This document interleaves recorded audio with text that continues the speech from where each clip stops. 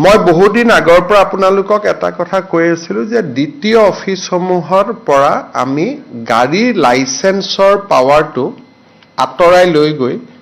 আমি এটা নতুন ব্যৱস্থা কৰিব খুজিছোঁ, য'ত নেকি এটা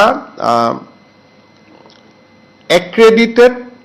ড্ৰাইভাৰ ট্ৰেইনিং চেণ্টাৰ আৰু automated driving testing track,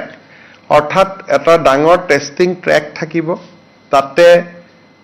machine বা বিভিন্ন ব্যৱস্থা থাকিব, লাইচেন্স যাক লাগিব তেওঁলোক তাতে পৰীক্ষা দিব আৰু তেওঁলোকক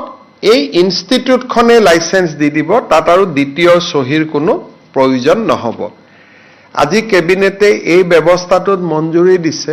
আৰু প্ৰত্যেক সমষ্টিতে 126টা সমষ্টিত 126খন ড্ৰাইভিং ইনষ্টিটিউট খোলাৰ বাবেও কেবিনেটে অনুমোদন দিছে। আমাৰ অসমৰ যিকোনো যুৱকে চৰকাৰৰ পৰা আবেদন কৰি এই ড্ৰাইভিং ট্ৰেইনিং ইনষ্টিটিউটৰ বাবে মঞ্জুৰি ল'ব পাৰিব।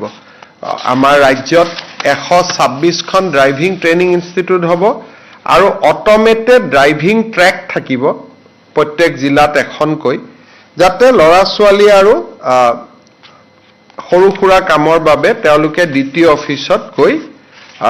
কষ্টৰ সন্মুখীন হ'ব নালাগে।